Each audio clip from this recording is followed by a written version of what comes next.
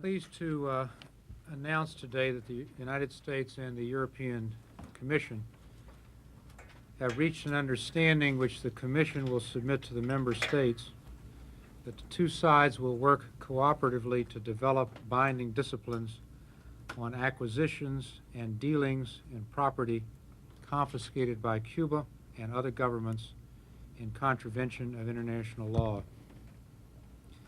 The understanding also calls for the EU to immediately suspend its challenge in the World Trade Organization against the Libertad Act and other components of our Cuba legislation under ILSA. A number of congressional leaders have been instrumental in helping develop and further. Canada and the European Union have already put forth their demands with respect to what they call secondary boycotts and extraterritorial legislation.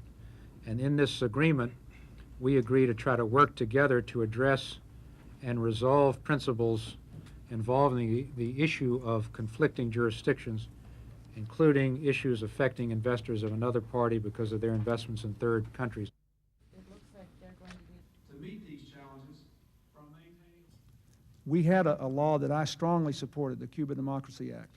I strongly supported it. I thought it was absolutely the right policy. It strengthened the economic embargo, but also gave us a chance to open up relations to Cuba and to take care of humanitarian problems, to facilitate travel, to do all kinds of things. That we were implementing that law. It gave the executive requisite flexibility. And in return for the Cuba Democracy Act, the Castro government illegally shot down 2 planes and murdered Americans.